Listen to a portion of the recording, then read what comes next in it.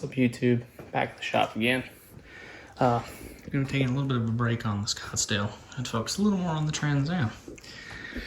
Interesting story. I took it out for a drive the other day, and I stopped somewhere to get something, and I could smell the smell, and I thought it smelled like something was hot. There was a car that was next to it that wasn't in good shape, let's just say that. And I figured, that's probably just that. I got it back here, and I pulled up ahead a little too far. So I was like, well, it's a neutral, let's push it backwards. It wouldn't move. I couldn't push it. So I was like, well, what's the brakes locked? So I went around, touched all the wheels. The back two were fine, and the passenger one was fine. The driver's front was hot, smoking hot. I ended up pulling the cap off of it, and there was wheel bearing grease kind of came out like 90 weight oil. It was that bad. So yeah, this caliper's stuck. So I ordered all new calipers, lines. I actually did Wheelwood upgrade calipers, 2 piston calipers. Bought a set of rotors. Bought shocks too. And I'm gonna clean all this stuff up, but that's not the subject of today's video. We're gonna start doing something different to this too. This rear end on this car is welded, and I don't like it. So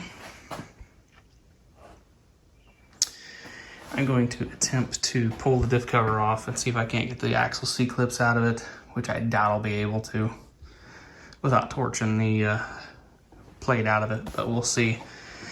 I'm gonna go ahead and pop the tires off of it.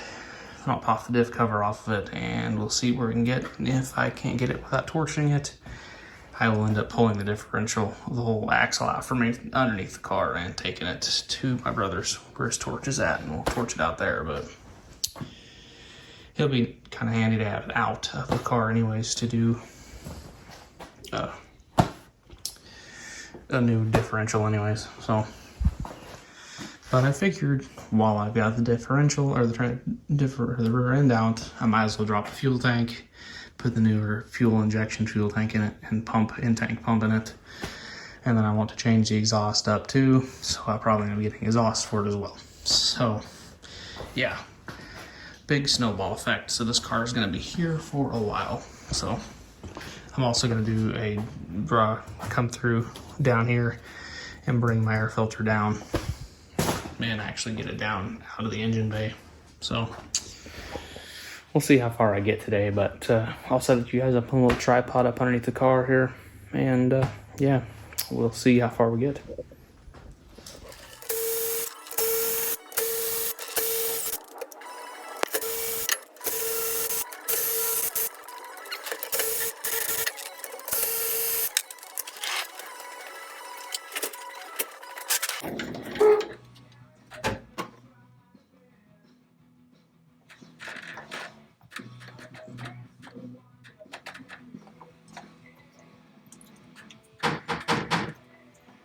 You know what, doesn't look too bad.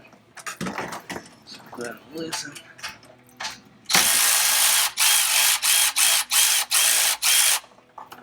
And then let that drain. We'll make a mess like so.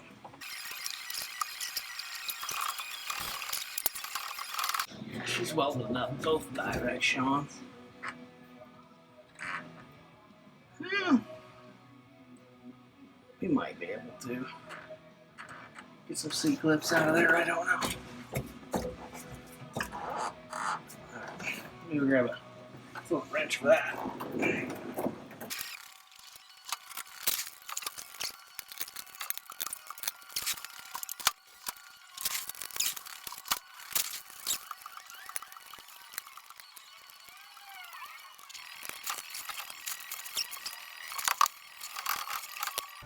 Oh boy, it's all chewed up.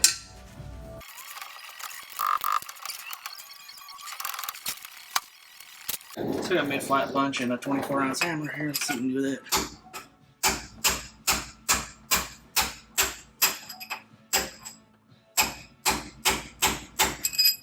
Now, so I bet you.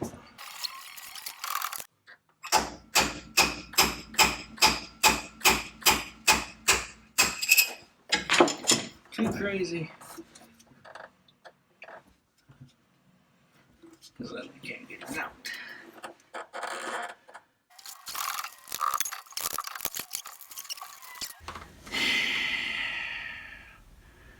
We're pulling diff, I guess. Yes. There ain't no weight. Yeah, they welded onto the C-clips. Great.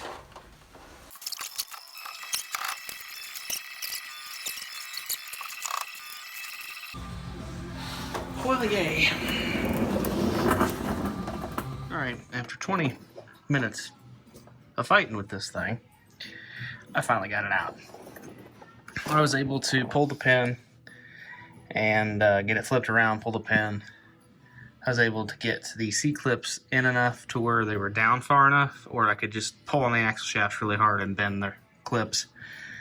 And they fell out of my way, which allowed me to take the center section out. This is obviously, it's salvageable if you wanted to torch this section out and get new gears. But I'm just going to put a Detroit 2-track in it and be done with it. So I'll probably, I think my gear wear looks really good actually. I'll check my pinion, make sure it's still tight. And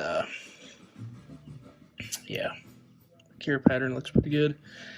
I'll end up probably putting it back in with, I'll get these same bearings. I'll end up probably using the same shims underneath the bearings, if this one's got shims under the bearings. I don't think it does. So I'll probably just try to put it back in with the same shims, check my wear pattern. If it's good, I'll just go ahead and run it. If I need to adjust, I'll adjust. But hopefully we can just throw a new center section in and it can be good. So most time these are machined pretty close to all of them. So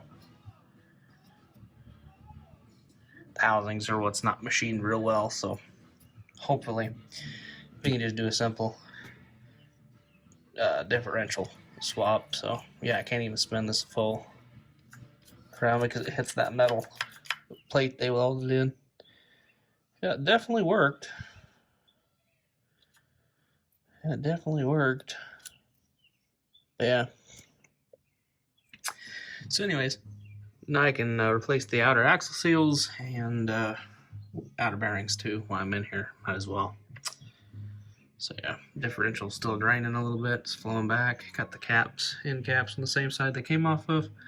Got the bearings and shims on each side. I'll probably end up labeling it. I put them in a bag and labeling them. So I'm gonna do a little bit of part organization over here. Kind of considering changing up my disc brakes. But I spent a whole bunch of money just redoing these brakes. I probably will pull the backing plates off and clean them up. After removing my bolt from my panhard bar and realizing it was getting pretty thin, I think I am going to go ahead and pull the differential out of the car. I want to get a BMR control arms and then a BMR panhard bar. They're not too expensive. I think you can buy a kit for like 145 bucks. So that's probably what I'll do. Probably drop the exhaust while I'm at it. Looking to get in my tank, pull this to probably drain this tank, then pull this tank. And yeah, we'll look into putting the in-tank fuel pump in it, and hopefully we can get that accomplished and I can get rid of this loud pump that's hanging out down here. So anyways, we'll catch you on in a second when we get a little farther ahead.